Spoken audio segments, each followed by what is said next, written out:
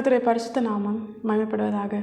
இந்த நாளிலும் தேவன் நமக்கு பாராட்டின பெரிதான கிருபையினால் இந்த வருஷத்தின் முதல் 5 மாதங்களையும் தேவன் தம்முடைய வலது கரத்தினாலே நம்முடைய வலது கரம் பிடித்து இந்த 5 மாதங்களையும் கடக்க செய்தார்.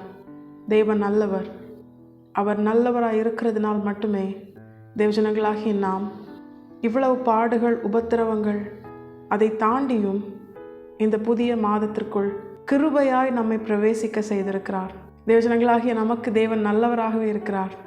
எல்லா சூழ்நிலையிலும் எந்த தகுதியுமே இல்லாத நம்முடைய வாழ்க்கையிலும் நமக்கு நன்மை மட்டுமே செய்யும்படியாய் நம்மோடு கூட இருக்கிறார்.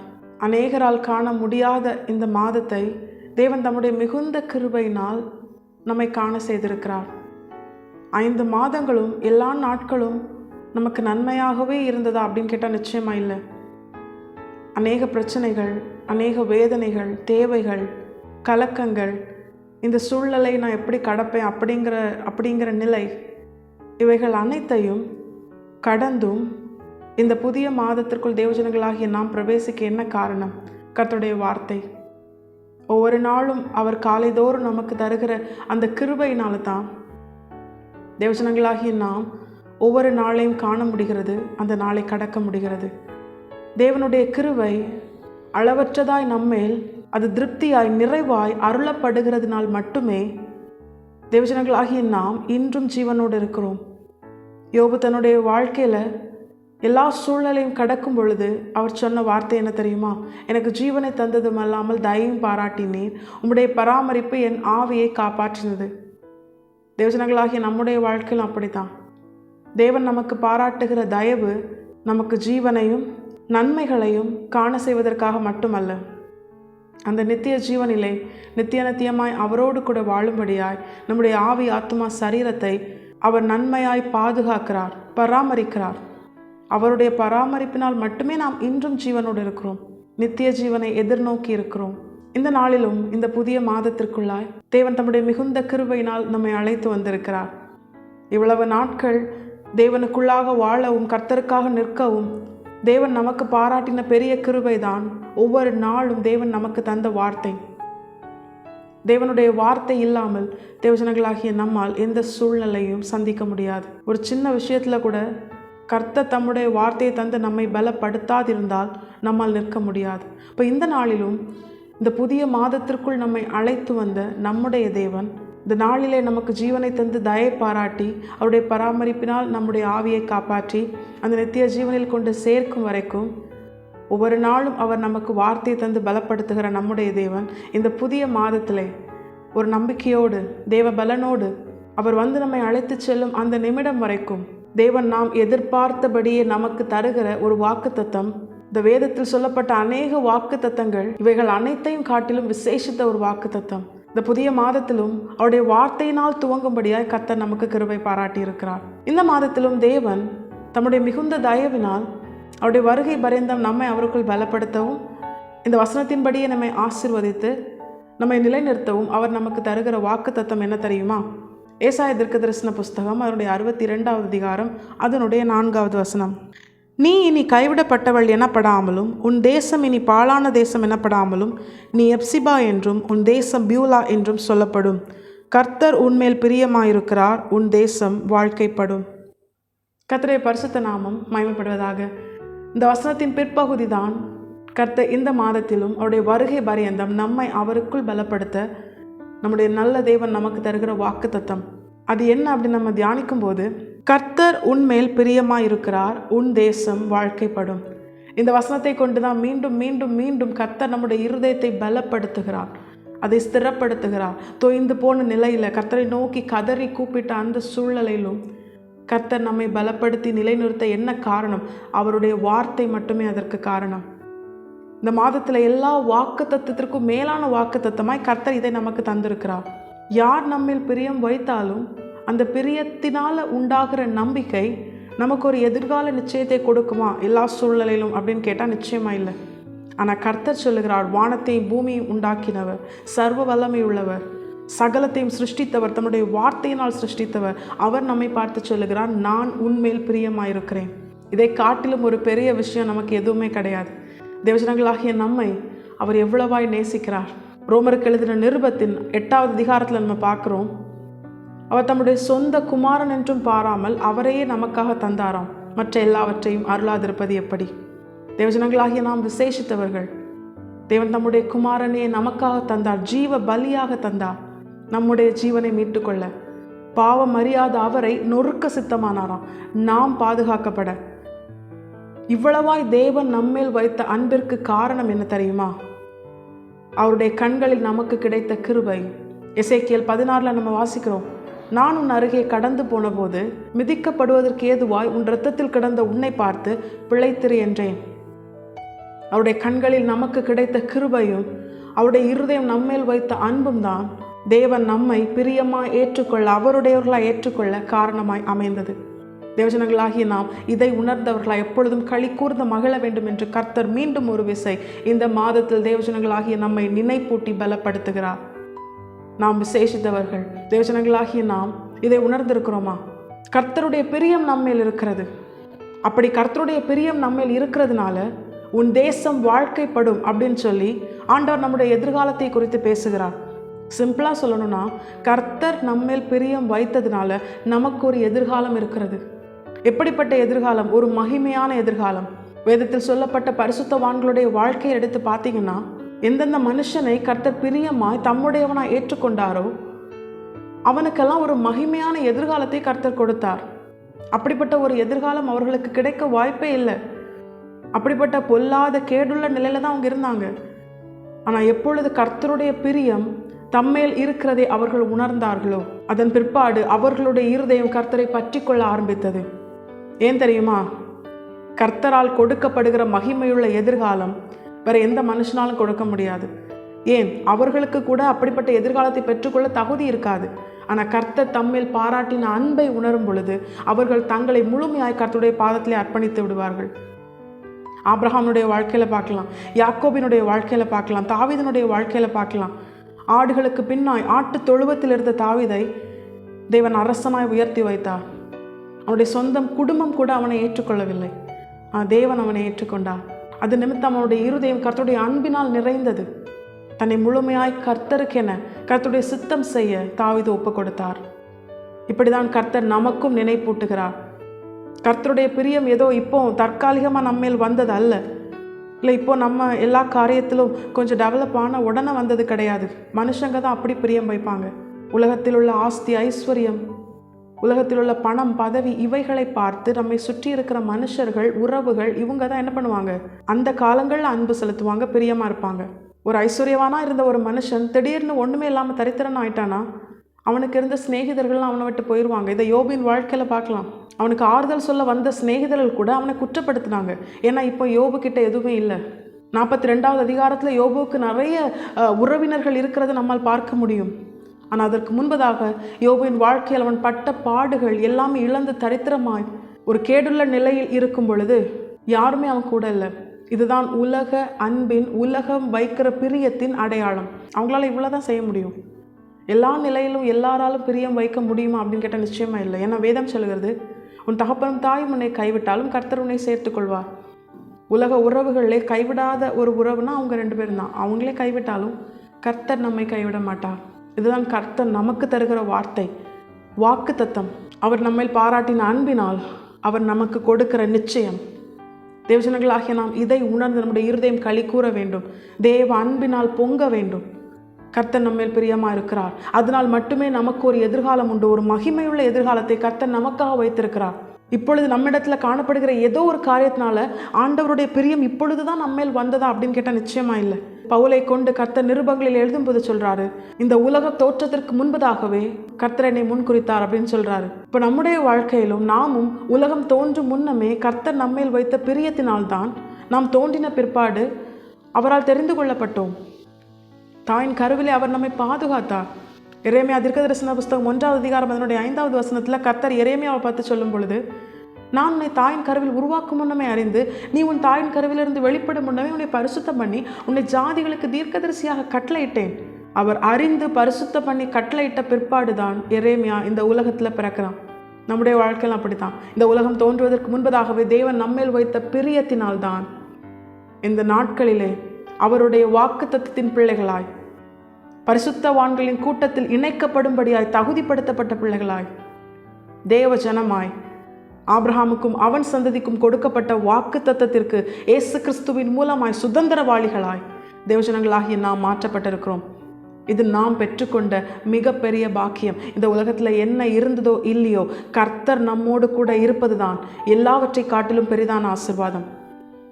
ஒரு மனுஷனுடைய வாழ்க்கையில் என்ன இல்லாமல் போனாலும் அவனுடைய வாழ்க்கையில் இம்மையிலும் மறுமையிலும் ஜீவனை கொடுத்து அவனுக்கு ஒரு எதிர்காலம் இருக்கிறது, மகிமையான எதிர்காலம் இருக்கிறது அப்படிங்கிற ஒரு நிச்சயம், ஒரு விசுவாசம், அப்படிப்பட்ட ஒரு சந்தோஷத்தை ஒரு மனுஷனுடைய இருதயத்தில் நிறைவாய் உருவாக்க கர்த்தரால் மட்டுமே கூடும்.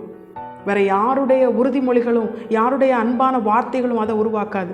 கொஞ்ச நேரம் வேணால் சந்தோஷமாக இருக்கலாம், ஆனால் அதற்கு பிற்பாடு மனுஷர்களுடைய வார்த்தைகள் நம்முடைய எதிர்காலத்தை கொடுத்த சந்தோஷத்தையும் நம்பிக்கையும் உண்டாக்காது.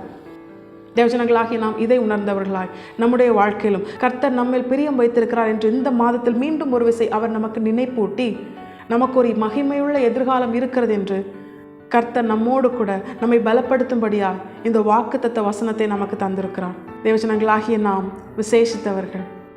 இந்த வசனம் துவங்கும் பொழுது அது எப்படி துவங்குகிறது தெரியுமா? அதே 62வது அதிகாரம் அதனுடைய 4வது வசனத்தின் முதல் பகுதியை பார்த்தோம்னா, நீ இனி கைவிடப்பட்டவள் எனப்படாமலும் உன் தேசம் இனி பாழான தேசம் எனப்படாமலும். இந்த காரியம்தான் தேவஜனங்களாகிய நமக்கு புரியாத ஒரு காரியமாக இருக்குது. ஆண்டவர் ஒரு மனுஷன் மேல் பிரியம் வைத்து அவனுக்கு ஒரு மகிமையுள்ள எதிர்காலத்தை வைத்திருக்கிறாரேயானால் அவனுடைய நிலையே ஒரு கைவிடப்பட்ட நிலையாகவும் ஒரு பாழான நிலையாகவும் இருக்கிறது. அப்படி இருக்க வாய்ப்பே இல்லையே. ஆண்டவர் பிரியம் வைத்த ஒரு மனுஷனுடைய வாழ்க்கையும் அப்படி இருக்குது. ஏன்னா அந்த வசனம் துவங்கும்போது எப்படி சொல்லுதுன்னா, நீ இனி கைவிடப்பட்டவள் எனப்படாமலும் அந்த தேசம் இனி பாழான தேசம் எனப்படாமலும். அப்போ இதுவரைக்கும் அந்த தேசமும் அந்த தேவ ஜனமும் எப்படிப்பட்ட ஒரு நிலையில் இருக்கிறதுனா, கைவிடப்பட்ட நிலையில், ஒரு பாழான நிலையில் இருக்கிறது. இப்போ இதுதான் தேவஜனங்களாகிய நமக்கு புரியாத ஒரு காரியம். இந்த காரியத்தின் நிமித்தம் தான் பிசாசும் பிசாசினால் ஏவப்பட்ட மனிதர்களும் என்ன பண்ணுறாங்க, தேவ பிள்ளைகளை பார்த்து அவர்களுடைய வாழ்க்கை ஒரு கைவிடப்பட்ட நிலையை போல இருக்கும் பொழுது, அவர்களுடைய வாழ்க்கை ஒரு பாழான நிலையை போல இருக்கும் பொழுது என்ன பண்ணுறாங்க, அவங்களுக்கு விரோதமாக பேசுகிறாங்க. தேவன் அவனை கைவிட்டார், அவனை தொடர்ந்து பிடியுங்கள், அவனை விடுவிப்பார் இல்லை என்று சத்துருக்கள் நாள்தோறும் என்னை குறித்து பேசுகிறார்கள் என்று சொல்லி தாவீது தன்னுடைய சங்கீதத்தில் எழுதுகிறதை நம்மால் பார்க்க முடியும். நம்முடைய வாழ்க்கையிலும் நம்மை சூழ்ந்திருக்கிற பிசாசின் கிரியையினால் ஏவப்பட்ட பொல்லாத ஜனங்கள் நம்மை சோர்ந்து போக பண்ணும்படியாக என்ன பேசினாலும், நாம் இருக்கிற சூழ்நிலை ஒரு கைவிடப்பட்ட பாழான நிலையை போல இருந்தாலும், அது நிமித்தம் அவங்க என்ன பேசினாலும், தேவஜனங்களாகிய நாம் அறிந்து கொள்ள வேண்டிய பிரதானமான காரியம் என்ன தெரியுமா? தேவ பிள்ளைகளுடைய வாழ்க்கையில் கர்த்தரால் பிரியம் வைக்கப்பட்டு ஒரு மகிமையுள்ள எதிர்காலத்தை உருவாக்கப்பட்டு அப்படிப்பட்ட ஒரு நிலையில் தேவனால் தெரிந்து கொள்ளப்பட்ட தேவ பிள்ளைகளுடைய வாழ்க்கையில் அவர்கள் அறிந்து கொள்ள வேண்டியது, இவ்வளவாய் நம்மை நேசித்தும் நம்முடைய வாழ்க்கை ஒரு கைவிடப்பட்ட நிலையை போன்றும் ஒரு பாழான நிலையை போன்றும் இருக்க கர்த்தர் அனுமதிக்கிறார்னா அது எதற்காக மட்டும்தான் தெரியுமா? தேவ பிள்ளைகளாகிய நம்மை ஒரு இரட்டிப்பான ஆசீர்வாதத்தை நம்முடைய வாழ்க்கையில் நாம் சுதந்தரிக்கும்படியாய் நம்மை உருவாக்க மட்டுமே. யோபுவின் வாழ்க்கையில் நாம் அதை பார்க்கிறோம். அவனுக்கு முந்தி இருந்த சீரை விட அவனுக்கு ஒரு நற்சீரை தேவன் அவனுக்கு கொடுக்கும்படியாகவே பிசாசினால் உருவாக்கப்பட்ட அந்த பொல்லாத சோதனைகளுக்கு கர்த்தர் யோபுவை அனுமதித்தார். பிசாசின் கரத்திலே தேவன் யோபுவை கொடுத்தார். ஆனாலும் அவன் ஜீவனை தேவன் பாதுகாத்தார். ஏன் தெரியுமா? யோபின் வாழ்க்கையில் இப்பொழுது தேவனால் அனுமதிக்கப்படுகிற அந்த சோதனைகள், அந்த பாழான நிலை, கைவிடப்பட்ட நிலை எதற்காக? யோபின் வாழ்க்கை இப்பொழுது இருக்கிறதை பார்க்கலும் இரட்டிப்பாய் ஆசீர்வதிக்கப்படுவதற்காக. அதனால்தான் ஜீவனை தேவன் பத்திரமாய் பாதுகாத்து கொண்டார். நம்முடைய வாழ்க்கையிலும் இப்பொழுது நாம் இருக்கிற நிலை கைவிடப்பட்ட நிலையாக இருந்தாலும் பாழான நிலையாக இருந்தாலும் கர்த்தர் நமக்கு உணர்த்துகிற ஒரு பிரதானமான காரியம் என்ன தெரியுமா? எதற்காக இப்படி ஒரு நிலையை தேவன் நம்மேல் பிரியம் வைத்திருந்தும் நமக்கு ஒரு மகிமையான எதிர்காலத்தை வைத்திருந்தும் நம்முடைய வாழ்க்கையில் கர்த்தர் அனுமதிக்கிறார் தெரியுமா? நாம் இப்பொழுது இருக்கிற இந்த நிலையை காட்டிலும் ஒரு இரட்டிப்பான ஆசீர்வாதம் நம்முடைய வாழ்க்கையில் நமக்கு தரவே, நம்மை உயர்த்தி நம்முடைய தேவன் மகிமைப்படவே கர்த்தர் இப்படிப்பட்ட ஒரு நிலையை தேவ பிள்ளையினுடைய வாழ்க்கையில் அனுமதிக்கிறார். இவர் என்னுடைய நேசகுமாரன் என்று சொல்லி பிதாவாகிய தேவனால் சொல்லப்பட்ட பிற்பாடும் இயேசு கிறிஸ்துவின் வாழ்க்கையில அவர் 40 நாள் உபவாசம் இருந்து முடித்த பிற்பாடு அவருக்கு பசி உண்டாயிட்டான். ஒரு பசியுள்ள ஒரு வெறுமையான நிலையை தம்முடைய நேசகுமாரனின் வாழ்க்கையிலும் கர்த்தர் அனுமதித்தார். எதற்காக தெரியுமா? அவருக்கு ஒரு மகிமையுள்ள எதிர்காலம், பிதாவின் வலது பார்சத்தில் சகலத்தையும் ஜெயித்தவராய் பிதாவின் வலது பார்சத்தில் அமரும்படியான ஒரு மகிமையுள்ள எதிர்காலத்தை அவர் வைத்திருந்ததினால எல்லா நாமத்திற்கும் மேலான நாமமாய் இயேசு கிறிஸ்து என்கிற நாமத்தை உயர்த்தும்படியாய் தேவன் திட்டம் வைத்திருந்ததுனால கர்த்தர் அதை அவருக்கு அனுமதித்தார். அதுக்காக நம்ம சொல்ல முடியுமா இதாவாகிய தேவன் இயேசு கிறிஸ்துவை கைவிட்டுட்டாருன்னு? சொல்ல முடியாது. அதே போலதான் நம்முடைய வாழ்க்கையிலும் நாம் அவருடைய நேச பிள்ளைகள். நம்முடைய வாழ்க்கை இப்பொழுது கைவிடப்பட்ட நிலையில் இருந்தாலும் பாழான நிலையில் இருந்தாலும் தேவஜனங்களாகிய நாம் சொல்ல வேண்டியது என்ன தெரியுமா? மற்றவர்கள் என்ன சொன்னாலும் ஆண்டவர் கைவிட்டாரு, இனி உங்களுடைய லைஃப் அவ்வளோதான் அப்படின்னு சொல்லி மற்றவர்கள் நம்முடைய இருதயத்தை சோர்ந்து தொய்ந்து போகும்படியான வார்த்தைகள் எவ்வளவு சொன்னாலும் தேவஜனங்களாகிய நாம் சொல்ல வேண்டியது என்ன தெரியுமா? மீகா தீர்க்கதரிசன புத்தகம் அதனுடைய 7வது அதிகாரத்தில் அந்த வசனம் தெளிவாய் காண்பித்து தருகிறது. என் சத்துருவே, எனக்கு விரோதமாய் சந்தோஷப்படாதே, நான் விழுந்தாலும் எழுந்திருப்பேன், நான் இருளிலே உட்கார்ந்தால் கர்த்தர் எனக்கு வெளிச்சமாயிருப்பார். தேவஜனங்களாகிய நம்முடைய வாழ்க்கையில் இதை உணர்ந்தவர்களாய் எல்லாவற்றையும் இப்பொழுது நாம் இருக்கிற இந்த பாழான நிலை, இப்பொழுது நாம் இருக்கிற இந்த கைவிடப்பட்ட நிலை கர்த்தர் எனக்கு நன்மைக்காகவே அனுமதிக்கிறார். ஒரு இரட்டிப்பான ஆசீர்வாதத்தை என்னுடைய எதிர்காலமாக எனக்கு தரும்படியாகவே, ஒரு முந்தின சீரை பார்க்கல ஒரு நற்சீரை எனக்கு தரும்படியாகவே கர்த்தர் இப்பொழுது அவரால் பிரியமாய் ஏற்றுக்கொள்ளப்பட்ட என்னுடைய வாழ்க்கையில் இப்படிப்பட்ட ஒரு நிலையை அனுமதித்திருக்கிறார். அப்படின்னு நினைச்சு நம்ம என்ன பண்ணணும்? கர்த்தரை மகிமைப்படுத்துகிற தேவஜனங்களா இருக்கணும். இதை தான் கர்த்தர் நம்மிடத்தில் எதிர்பார்க்கிறார். ஆண்டவரே சொல்றாரு, மீகா தீர்க்கதரிசன புத்தகம் அதனுடைய 4வது அதிகாரம் அதனுடைய 12வது வசனத்தில் நம்ம பார்த்தோம்னா, மற்றவர்கள் சியோனை குறித்து என்ன சொல்றாங்க? சியோன் தீட்டுப்படுவாளாக, எங்கள் கண்கள் அவளை காண்பதாக என்று சொல்லுகிறார்கள். சியோனுக்கு இனி எதிர்காலமே இல்லை அப்படின்னு சொல்லி மற்றவர்கள் சொல்றாங்க. ஆனா ஆண்டவர் சொல்றாரு, என்னுடைய நினைவை அவர்கள் அறியார்கள் அப்படின்னு ஆண்டவர் சொல்றாரு. ஏன்னா கர்த்தர் எதற்காக இப்படிப்பட்ட ஒரு நிலை, ஒரு கைவிடப்பட்ட நிலையை போன்ற ஒரு நிலை, ஒரு பாழான நிலை போன்ற ஒரு நிலை எதற்காக சியோனுக்கு அனுமதித்தார் தெரியுமா? சியோனை புகழ்ச்சியாக்கும் வரைக்கும் அமர்ந்திராமல் அதற்காக எழும்பி செயல்படுகிற தேவனாய் அதற்கு ஒரு மகிமையுள்ள எதிர்காலத்தை கர்த்தர் வைத்திருந்ததுனால கர்த்தர் அதை அனுமதித்தார். தேவஜனங்களாகிய நாம் அறிந்து கொள்ள வேண்டிய பிரதானமான காரியம் இதுதான்.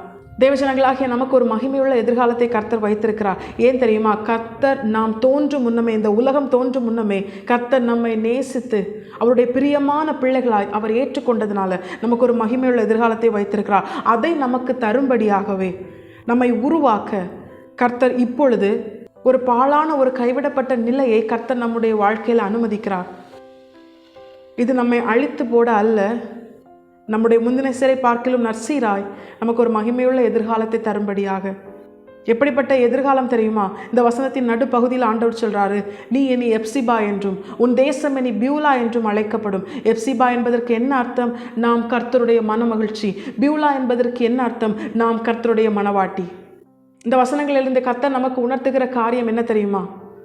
நமக்கு ஒரு மகிமையுள்ள எதிர்காலத்தை கர்த்தர் வைத்திருக்கிறார். ஏன்னா ஆண்டவர் நம்மேல் வைத்த பிரியம் ரொம்ப பெருசு. தேவன் நம்மை அவருடைய பிரியமான பிள்ளைகளை ஏற்றுக்கொண்டார். அதற்காக நம்மை உருவாக்கவே இப்படி ஒரு பாழான கைவிடப்பட்ட நிலையில் கர்த்தர் நம்முடைய வாழ்க்கையை அனுமதித்தார். நம்மை உருவாக்க அவருக்கு பிரியமானவர்களாய் அவருடைய பிரியத்தை நாம் பெற்றுக்கொண்டிருக்கிறோம் என்பதை நாம் உணர்ந்து அதற்கேற்றவர்களாய் நாம் மாறும்படியாய் தேவன் இந்த நிலையை நம்முடைய வாழ்க்கையில் அனுமதித்திருக்கிறார். வேதம் தெளிவாய் சொல்லுகிறது, சியோனுக்கு தயவு செய்யும் காலம் அதற்கு குறித்த நேரம் வந்தது. அவருடைய ஏற்ற காலம் வரும் பொழுது நாம் நம்மை முழுமையாய் கர்த்தருடைய பாதத்தில் அர்ப்பணிக்கும் பொழுது இந்த காரியங்களெல்லாம் உணர்ந்து என்னை அழிக்கும்படியாய் அல்ல, தேவன் என்மேல் வைத்த பிரியத்தின் நிமித்தம் எனக்கு ஒரு மகிமையுள்ள எதிர்காலத்தை தரும்படியாய் இந்த நிலையில் என்னை அனுமதித்தார் என்று அறிந்து கொண்டு நாம் நம்மை அவருடைய பாதத்தில் முழுமையாய் அர்ப்பணிக்கும் பொழுது கர்த்தர் நமக்கு ஒரு மகிமையுள்ள எதிர்காலத்தை வைத்திருக்கிறாரே, அதை நாம் சுதந்திரிக்க அவர் நம்முடைய அடையாளத்தை மாற்றுகிறார். இந்த வசனம் அதை தான் தெளிவாய் காண்பித்து தருகிறது. ஒன்றுமே இல்லாத மரணத்திற்கேதுவாய் எல்லாரும் கைவிடப்பட்டு பாழான நிலையில் இருந்த நம்மை தேவன் எப்சிபாவாய் பியூலாவாய் மாற்றுகிறார். எப்சிபா என்பது எதை உணர்த்துகிறது? நாம் கர்த்தருடைய மனமகிழ்ச்சி என்றும், பியூலா என்பது எதை உணர்த்துகிறது? நாம் கர்த்தருடைய மனவாட்டி என்பதையும் உணர்த்துகிறது. தேவஜனங்களாகிய நாம் விசேஷித்தவர்களாக இருக்கிறோம். இந்த உலகத்தில் உள்ள மற்ற எல்லா ஜனங்களை காட்டிலும் தேவஜனங்களாகிய நாம் விசேஷித்தவர்கள். நம்மோடு கூட இருக்கிற நம்முடைய உறவுகள் கூட நம்மை பாரமாக எண்ணினாலும், நம்மை பார்க்கும் பொழுது அவர்களுக்கு வேதனையாக இருந்தாலும், காரணமே இல்லாமல் வேதனையாக இருந்தாலும் கர்த்தர் நம்மை பார்த்து சொல்லுகிறார், நீ என்னுடைய மன மகிழ்ச்சின்னு ஆண்டவர் சொல்கிறார். இதை காட்டிலும் ஒரு பெரிய சந்தோஷம் இந்த உலகத்தில் வேறு எதுவுமே கிடையாது. தேவனுடைய மன மகிழ்ச்சியாய் அற்பமும் குப்பையுமாய் இருந்த நம்மை கர்த்தர் தெரிந்து கொண்டிருக்கிறார். தேவனுடைய மனவாட்டியாய் தேவன் நம்மை விசேஷித்தவர்களாய் தெரிந்து கொண்டிருக்கிறார். போவாசின் களத்தில் இருந்த எல்லா ஸ்திரீகளுமே தகுதியுள்ள ஸ்திரீகள். ஏன்னா எல்லாருமே எந்த தேசத்தை சார்ந்தவர்கள்? யூதேயா தேசத்தை சார்ந்தவர்கள், பெத்லகேம் தேசத்தில் உள்ளவர்கள். ஆனால் ரூத் என்பவள், அவள் இஸ்ரவேல் கோத்திரமும் கிடையாது, யூதேயா தேசமும் கிடையாது, பெத்லஹேம்க்கு அவள் யாரு? ரொம்ப புதுசு. அவள் ஒரு மோவாபிய ஸ்திரீ. 10 தலைமுறை ஆனாலும் தேவனுடைய சமூகத்தில் எந்த விதத்திலும் பிரவேசிக்க கூடாது என்று கர்த்தரால் விலக்கி வைக்கப்பட்ட அப்படிப்பட்ட ஒரு கோத்திரத்தை சார்ந்த ஒரு ஸ்திரீ. ஆனால் அவள் தன்னை முழுமையாய் அர்ப்பணித்த பொழுது தகுதியுள்ளவர்களுக்கு கொடுக்காத ஒரு மேலான ஆசீர்வாதமாய் போவாஸ் தன்னையே ரூத்துக்காக கொடுத்தார். இதுதான் கர்த்தர் நமக்கு உணர்த்துகிற காரியம். தகுதியுள்ள இஸ்ரவேல் ஜனங்கள் இருக்கும் பொழுது தகுதியே இல்லாத நம்மை தேவன் தெரிந்து கொண்டு அவர் நம்மிடத்துல முந்தி அன்பு கூர்ந்தார். அவருடைய அன்பின் வெளிப்பாடாய் நம்மை அவருடைய பிரியமாக ஏற்றுக்கொண்டு நாம் அவருடைய மனமகிழ்ச்சியாக இருக்கிறோம், நாம் அவருடைய மனவாட்டியாக இருக்கிறோம் என்று தேவஜனங்களாகிய நமக்கு மீண்டும் ஒரு விசை நினைப்பூட்டுகிறார். இதை உணர்ந்து கொள்ளாததுனால தான் இம்மையிலும் இந்த உலகத்தில் உள்ள காரியங்களுக்காக நம்ம என்ன பண்ணுறோம்? சோர்ந்து போகிறோம். நாம் கர்த்தருடைய மனமகிழ்ச்சி, நாமே இன்னும் சந்தோஷமாக இருக்க முடியாத ஒரு சூழ்நிலை ஏன் வருது தெரியுமா? இதை உணராததுனால தான். நாம் மகிழ்ந்து களி கூறும் பொழுது எனக்கு எல்லாமே என்னுடைய ஆண்டவர் எனக்கு எல்லாமே என்னுடைய ஆண்டவர் செய்வார், கர்த்தர் எனக்காக யாவையும் செய்து முடிப்பார் என்று சொன்ன தாவீதை கர்த்தர் எப்படி வெட்கப்பட்டு போகாதபடிக்கு எல்லா சூழ்நிலையிலும் கூடவே இருந்து எல்லாவற்றையும் கர்த்தரை அவனுக்காக செய்து முடித்தாரோ, அதே போல நம்முடைய வாழ்க்கையிலும் தேவன் செய்து முடிக்க அவர் வல்லவரும் போதுமானவரும் அதற்கு ஆயத்தமாகவும் அவர் இருக்கிறார். தேவஜனங்களாகிய நாம் தாவீதை போல நம்மை தேவனுடைய கரத்தில் அர்ப்பணிக்கணும். என்ன நடந்தாலும், யார் கைவிட்டாலும், பாழான ஒரு நிலையில் இருந்தாலும் என் தேவன் என்னோடு கூட இருக்கிறார். அவர் சர்வ வல்லமையுள்ள தேவன். ஞானிகளை வெட்கப்படுத்த பைத்தியமானவர்களை தெரிந்து கொண்ட தேவன், உள்ளவர்களை வெட்கப்படுத்த இழிவானவர்களை தெரிந்து கொண்ட தேவன், பலன் உள்ளவர்களை வெட்கப்படுத்த பலவீனமானவர்களை தெரிந்து கொண்ட தேவன். அவர் நல்ல தகப்பன், கைவிடவே மாட்டார். கர்த்தர் இன்று நம்மை பார்த்து சொல்லுகிறார், நீ தான் என்னுடைய மன மகிழ்ச்சி. ஆனால் எப்போவுமே எப்படி இருக்கிற உலக காரியங்கள், இந்த அற்பமான காரியங்கள், அழிந்து போகிற காரியங்கள், இதெல்லாம் ஆண்டவருக்கு ஒரு விஷயமே இல்லை. காற்று இல்லாமல் போனாலும், மழை இல்லாமல் போனாலும், நம்முடைய தேவைகளை எந்த இடத்திலிருந்து நாம் அலறுகிறோமோ அந்த இடத்திலிருந்தும் அந்த ஏதோம் வழியாகவும் கர்த்தரால் தண்ணீரை கொடுக்க முடியும், வாய்க்கால் நிரம்ப கொடுக்க முடியும். தேவன் அதை செய்து காண்பித்திருக்கிறார். எப்பொழுதுமே கர்த்தருடைய வல்லமை இரட்டிப்பாய் விளங்கும். நம்முடைய வாழ்க்கையிலும் நம்முடைய கர்த்தருடைய கரமும் புயமும் வெளிப்படும் என்று தேவஜனங்களாகிய நாம் உணர்ந்து, நாமே நம்முடைய தேவனுடைய மனமகிழ்ச்சி என்பதை உணர்ந்து நாம் கர்த்தருக்குள் களி கூர்ந்து மகள, அவருடைய அன்பிலே களி கூர்ந்து மகள, என்ன இருந்ததோ இல்லையோ, யார் அன்பா இருந்தாங்களோ அன்பா இல்லையோ, யாருடைய கரம் நமக்கு உதவியாக இருக்குதோ இல்லையோ, கைவிடப்பட்ட நிலையாக இருந்தாலும், புறக்கணிக்கப்பட்ட நிலையாக இருந்தாலும், அற்பமாய் பார்க்கப்படுகிற நிலையாக இருந்தாலும், வெறுமையான நிலையாக இருந்தாலும், பாழான நிலையாக இருந்தாலும், கர்த்தர் நம்மை பார்த்து சொல்லுகிறார், நாம் அவருடைய மனமகிழ்ச்சி என்று. இதை உணர்ந்து எப்பொழுதும் நம்முடைய தேவன் நம்மிலே மகிழும்படியாய், நாம் நம்முடைய தேவனுக்குள் களி கூர்ந்து மகிழுகிற தேவஜனங்களாய், நம்முடைய ஆண்டவர் மட்டுமே நமக்கு போதும் என்ற இருதயத்தோடு, முழு இருதயத்தோடு அவரிடத்தில் அன்பு செலுத்துகிற பிள்ளைகளாய், நாம் அவருடைய மனவாட்டி என்பதை உணர்ந்து அவருடைய வருகைக்காக ஆயத்தமாக நாம் நம்மை முழுமையாய் கர்த்தருடைய பாதத்திலே பரிசுத்த ஆவியானவர் நம்மை உருவாக்க நாம் நம்மை அர்ப்பணிப்போம். இதுதான் கர்த்தர் நம்மிடத்தில் எதிர்பார்க்கிறார். அதற்காக தான் மீண்டும் ஒரு விசை இந்த வசனத்தை நமக்கு நினைப்பூட்டி நம்மை பலப்படுத்துகிறார். அவர் எச்சரித்து கண்டித்து உணர்த்துகிறார். தேவஜனங்களாகிய நாம் இதை உணர்ந்திருக்கிறோமா? இந்த மாதத்திலே கர்த்தர் நமக்கு காண்பித்து தருகிற பிரதானமான காரியம், உனக்கு ஒரு மகிமையான எதிர்காலம் இருக்கிறது. ஏன்னா என்னுடைய பிரியம் உண்மையில் இருக்கிறது. நீ என்னுடைய பிரியமான பிள்ளை. என்னுடைய பிரியம் உண்மையில் இருக்கிறதுனால உனக்கு ஒரு மகிமையான, ஒரு நிச்சயமான, எந்த வேதனையும் இல்லாத கர்த்தரால் தரப்படுகிற ஆசீர்வாதத்தினால் உண்டாகிற ஐஸ்வர்யமான ஒரு எதிர்காலம் உண்டு.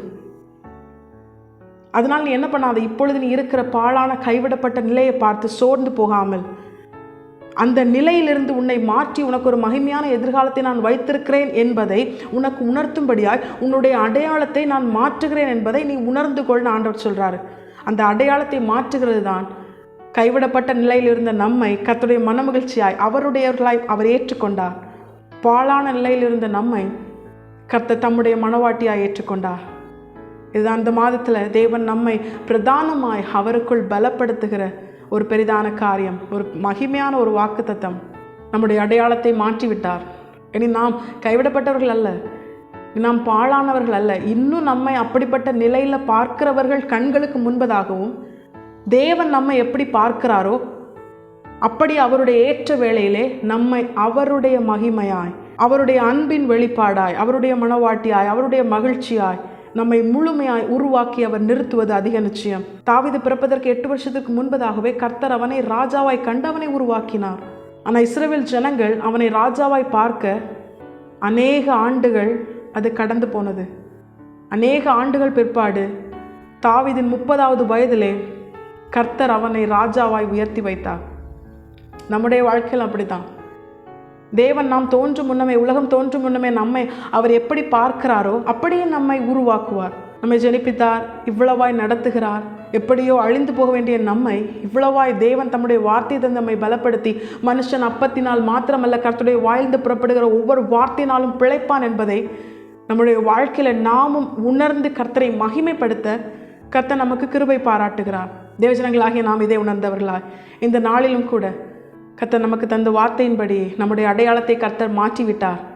மற்றவர்கள் நம்மை கைவிடப்பட்ட பாழான நிலையில் இன்னும் பார்த்தாலும் அவர்கள் கண்களே ஒரு நாள் ஆச்சரியப்பட்டு பிரமிக்கத்தக்கதாய் கர்த்தர் நம்மை அவர் எப்படி பார்க்கிறாரோ அப்படியே ஒரு நாள் நம்மை உயர்த்தி அவர் மகிமைப்படுவார். அது ஆராய்ந்து முடியாததாக இருக்கும், அது எண்ணி முடியாததாக இருக்கும். அவ்வளவு மகிமையானதாய் கர்த்தர் நம்முடைய வாழ்க்கையில் வெளிப்பட போகிறார். இதற்காக கர்த்தர் 3 காரியங்களை நம்முடைய வாழ்க்கையில் செய்கிறார். நம்முடைய அடையாளத்தை மாற்றி அவருடைய மனவாட்டியாய், அவருடைய மனமகிழ்ச்சியாய் நம்மை மாற்றிவிட்டார். ஆனால் அதை மற்றவர்களும் காணத்தக்கதாய் நம்முடைய வாழ்க்கையில் அவர் நிறைவேற்ற ஒரு ஏற்ற காலத்தை வைத்திருக்கிறார். அந்த ஏற்ற காலம் வரைக்கும் தேவன் நம்மை உருவாக்கும்படியாய் நம்முடைய வாழ்க்கையில் 3 காரியங்களை செய்கிறார். முதலாவதாய் தேவன் நம்மோடு கூட பேசுகிறார். இதை நாம் யோபு அதனுடைய 38வது அதிகாரம் அதனுடைய 1வது வசனத்தில் பார்த்தோன்னா, கர்த்தர் என்ன பண்ணினாராம்? யோபுவோடு கூட பேசினாராம். இப்பொழுது யோபு இருக்கிற நிலை மிகவும் கேடுள்ள ஒரு நிலை. எதிர்காலம் இருக்கா இல்லையா இது எல்லாமே கர்த்தருக்கு தான் தெரியும். ஆனால் யோபு சொல்கிறாரு, கர்த்தர் எனக்கு தந்த வாக்கு தத்தங்களை, வார்த்தைகளை நான் என்ன பண்ணுறேன், என்னுடைய உணவை காட்டிலும் அதிகமாய் பத்திரப்படுத்தி என்னுடைய இருதயத்தில் வைத்திருக்கிறேன்னு சொல்கிறார். எனக்கு குறித்திருக்கிறத அவர் நிறைவேற்றுவார். இப்படி அநேக விசுவாசமான வார்த்தைகளை யோபு அறிக்கை பண்ணுறாரு. ஆனாலும் சில நேரங்களில் அவரை சூழ்ந்திருக்கிறவர்கள் அவரை ஒரு மாதிரி குற்றப்படுத்திட்டே இருக்கும் பொழுது, அவருடைய தற்காலிக அந்த நிலையை பார்த்து அவர்கள் யோபுவை குற்றப்படுத்தும் பொழுது கர்த்தர் எதற்காக யோபுவின் வாழ்க்கையில் இதை அனுமதித்தார் என்று அவர்களுக்கு தெரியாது. அதனால அவங்க யோபு என்ன பண்ணுறாங்க, அநியாயமாக குற்றப்படுத்துகிறாங்க. அப்படி குற்றப்படுத்திட்டு இருக்கும்போது யோபு என்ன பண்ணுறாரு, ரொம்ப சோர்ந்து போய் சில வார்த்தைகளை கர்த்தருக்கு பிரியமில்லாமல் ரொம்ப சோர்ந்து போய் பேசுகிறாரு. இவைகள் எல்லாம் பேசி முடித்த பிற்பாடு கர்த்தர் யோபுவோடு கூட பேசுகிறார். நம்முடைய வாழ்க்கையில் அப்படி தான் ஆசீர்வாதமான நிலை, நம்முடைய ஸ்தானம், தேவன் நமக்கு குறித்திருக்கிறார். அவர் நம்மை எப்படி பார்க்கிறார், அவர் நம்மை அவருடைய மனமகிழ்ச்சியாக அவருடைய மனவாட்டியாய் பார்க்கிறார் அல்லவா?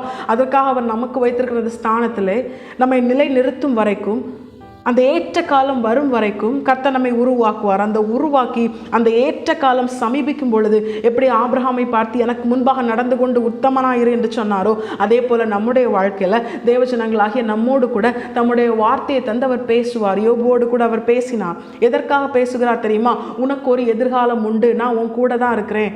யார் உன்னை குற்றப்படுத்தினாலும், யார் உன்னை சோர்ந்து போக பண்ணாலும், உன்னுடைய இப்பொழுது இருக்கிற அந்த தற்காலிகமான நிலையை பார்த்து யார் உன்னுடைய இருதயத்தை உடைத்து போடும்படியாய் பேசினாலும் நான் உன்னோடு கூட இருக்கிறேன் என்பதை நிரூபிக்கும்படியாய் கர்த்தர் யோபோடு கூட பேசினார், ஆபிரகாமோடு கூட பேசினார். நம்முடைய வாழ்க்கையில் அப்படித்தான். ஏற்ற காலம் நெருங்கும் பொழுது கர்த்தர் நம்மோடு கூட அதிகமாய் பேசுவார்.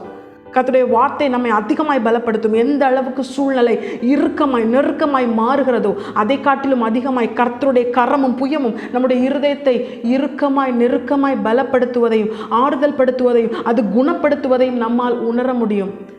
நம்முடைய வாழ்க்கையில் தேவ ஜனங்களாகிய நாம் விசேஷித்தவர்களாய் கர்த்தரால் உருவாக்கப்படுகிறோம். தேவன் நம்மோடு கூட பேசுகிறார். எதற்காக தெரியுமா? நம்மை பலப்படுத்த. நான் உன் கூட தான் இருக்கேன், நான் உன் கூட இருந்து உன்னுடைய எல்லா சூழ்நிலையும் பார்க்குறேன். உன் கூட இருந்து பேசுகிறாங்க தெரியுமா? இவங்க எல்லாரையும் நான் பார்த்துட்டு தான் இருக்கிறேன். அவங்க இருதயத்தில் என்ன நினைவு இருக்குது நான் பார்த்துட்டு தான் இருக்கேன். என்ன நடக்க போகுதுன்னு அவங்களுக்கு தெரியாது. அவங்க என்ன வேணாலும் பேசுவாங்க. வாய்க்கு வந்ததையும் தங்கள் கண்களால் பார்க்கிறதையும் சூழ்நிலையை வச்சும் அவங்க என்னெல்லாமோ கணிப்பாங்க. இனி இவங்க அவ்வளோதான், சியோன் தீட்டுப்படுவாளாக, எங்கள் கண்கள் அவளை காண்பதாக, இப்படிலாம் பேசுவாங்க. ஆனால் கர்த்தர் சொல்லுகிறா, நான் உன்னோடு கூட இருக்கிறேன். நான் உன்னோடு கூட இருந்து நான் செய்யும் காரியம் பயங்கரமாக இருக்கும். கர்த்தர் தம்முடையவர்களை ஒரு நாளும் கைவிட மாட்டார். அவர் நல்ல தேவன், அவர் நல்ல தகப்பன். நம்மோடு கூட பேசுகிறார். உருவாக்கும் காலத்திலே நம்மை பேசி நம்மை பலப்படுத்துகிறார். நம்மோடு கூட அவர் இருக்கிறதை மீண்டும் மீண்டும் தம்முடைய வார்த்தையை தந்து அவர் உணர்த்தி கொண்டிருக்கிறார். நம்மை தேற்றி ஆற்றி குணப்படுத்துகிறார். அடுத்ததாய் கர்த்தர் செய்கிற காரியம் என்ன தெரியுமா? கர்த்தர் நமக்காக பேசுகிறார். யோபுவின் சிநேகிதர்களை பார்த்து கர்த்தர் பேசினார். அதை யோபுவின் புஸ்தகம் அதனுடைய 42வது அதிகாரம் அதனுடைய 7வது வசனத்தில் நம்ம பார்க்கலாம். உங்கள் மேலெல்லாம் எனக்கு கோபம் வருதுன்னு ஆண்டவர் சொல்கிறார். ஏன் தெரியுமா? தேவன் யோபுவின் வாழ்க்கையில் இப்படி ஒரு சூழ்நிலை ஏன் அனுமதித்தார் என்று இவர்களுக்கு தெரியாது. தெரியாத ஒரு காரியத்தை ரொம்ப தெரிஞ்சது மாதிரி என்ன பண்ணக்கூடாது, பேசக்கூடாது. கர்த்தர் தேவஜனங்களாகிய நமக்கு இதிலிருந்து இன்னொரு காரியத்தையும் எச்சரிக்கிறார். இன்னொருத்தங்க வாழ்க்கையை பார்த்து அதில் ஏதாவது வீழ்ச்சியோ பிரச்சனையோ வரும் பொழுது அவங்களை குறை கண்டுபிடிக்க என்ன பண்ணக்கூடாது, நம்ம முந்தி போய் பேசக்கூடாது. நம்முடைய எல்லா சுபாவத்தையும் கர்த்தர் வெளிப்படுத்தினால் அது எப்படி இருக்கும், இதை உணரணும். நம்மை காட்டிலும் மற்றவர்கள் பாவிகளும் கிடையாது, மற்றவர்களை காட்டிலும் நாம் பரிசுத்தவான்களும் கிடையாது. ஒவ்வொரு நாளும் நாம் செய்கிற கிரியைகளை கர்த்தர் நமக்கு மன்னித்து அதிலிருந்து விடுதலையாக்கி ஒவ்வொரு நாளும் நம்மை பலப்படுத்தி முடிவு பறிந்த நிலை நிற்க அவர் கிருபை பாராட்டுகிறார். எல்லாருடைய வாழ்க்கையிலுமே அப்படிதான். ஆனால் தேவஜனங்களாகிய நாம் பலப்படும்படியாக கர்த்தர் சொல்கிறார், நான் உனக்காக பேசுகிறேன், நான் உனக்காக உன் சத்துருக்களிடத்தில் பேசுவேன் ஆண்டவர் சொல்கிறார். யோபுவுக்காக, யோபுவை அநியாயமாய் பேசின அவனுடைய சிநேகிதர்களோடு கர்த்தர் பேசினார். நமக்காகவும் கர்த்தர் பேசுவார். எதற்காக இப்படிப்பட்ட ஒரு நிலையை நமக்கு அனுமதித்தார் என்று கர்த்தர் நமக்கு விரோதமாய் எழும்பி கிரியை செய்கிறவர்களோடு பேசுவார். அநியாயமாய், அபத்தமாய், பொய்யாய் பேசுகிறவர்களோடு கர்த்தர் பேசுவார். அவ்வளவு நேரம் யோபு கிட்ட பயங்கரமாக பேசினாங்க. கர்த்தர் பேசும்போது அவங்க என்ன பண்ணாங்க, வாயடைத்து போனாங்க. நம்முடைய வாழ்க்கையிலும் இப்பொழுது நமக்கு விரோதமாக எழும்பி கிரியை செய்கிற எல்லா நாவுகளும் ஒரு நாள் அடங்கி போகும்படியா கர்த்தர் அவர்களோடு நமக்காக பேசுவார். வேதத்தில் யோபுவுக்காக பேசினாரே, ஆனால் நமக்காகவும் பேசுவார். அவர் மனம் மாற மனுஷன் அல்ல, பொய் சொல்ல மனுபுத்திரனும் அல்ல. தம்முடையவர்களுக்காக அவர் எழுந்தருளுகிற தேவன். உன்மேல் கை வைக்கிறவன், உன்னை தொடுகிறவன் என்னுடைய கண்மணியை தொடுகிறான் ஆண்டவர் சொல்றார்.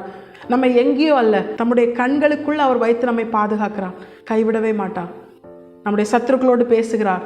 அவர் பேசி நமக்காக யுத்தம் பண்ணுகிறார். அவர்களுக்குள் இருக்கிற பிசாசை அழித்து போட்டு அவர்களும் ரட்சிக்கப்படும்படியாய், தேவன் நம்மோடு கூட இருப்பதை அவர்கள் அறிந்து கொள்ளும்படியாய், நம் நிமித்தம் அவர்களும் ரட்சிப்பிலே கடந்து வரும்படியாய் கர்த்தர் நம்மை உயர்த்துவார். மூன்றாவதாய் கர்த்தர் செய்கிற காரியம் என்ன தெரியுமா? கர்த்தர் நம்மை பார்க்கிறார். யோபுவின் புஸ்தகம் அதனுடைய 42வது அதிகாரம் அதனுடைய 9வது வசனத்தை நீங்கள் பார்த்தீங்கன்னா, யோபு தன் சிநேகிதர்களுக்காக ஜெபம் பண்ணும்போது கர்த்தர் யோபுவை பார்க்கிறார்.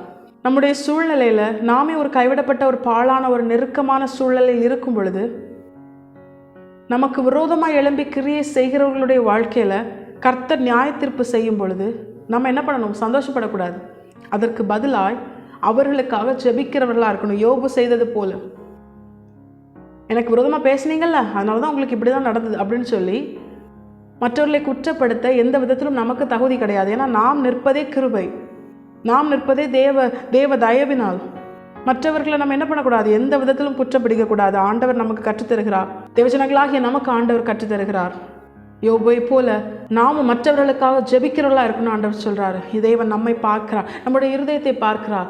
இனி தேவன் நமக்கு வைத்திருக்கிற அந்த மகிமையுள்ள எதிர்காலத்தை சுதந்திரிக்க நாம் தகுதியுள்ளவர்களாய் மாறிவிட்டோமா? தேவன் உருவாக்குற அந்த காலத்தில் அவருக்கு பிரியமான பாத்திரமாய் உருவாக்கப்பட்டிருக்கிறோமா அப்படின்னு சொல்லி ஆண்டவர் நம்மை பார்க்கும் பொழுது அவருடைய மன மகிழ்ச்சியாய், அவருடைய மனவாட்டியாய், தேவனால் நாம் உருவாக்கப்பட்டிருக்கிறோம் என்று சொல்லி கர்த்தர் நிச்சயித்து, எப்படி யோபுவின் வாழ்க்கையில் அவன் முந்தின சீரை பார்க்கிலும் நற்சீராய் அவனுக்கு இரட்டிப்பாய் சகலத்தையும் கொடுத்தாரோ, அதே போல நம்முடைய வாழ்க்கையிலும் அவர் தரும்படியாய் தேவன் நம்மிடத்தில் எதிர்பார்ப்பது என்ன தெரியுமா? யோபுவை போல நாமும் மற்றவர்களுக்காக, எதிராய் கிரியை செய்கிறவர்களுக்காக, சத்துருக்களுக்காக நாம் ஜெபிக்கிறவர்களாக இருக்கணும்.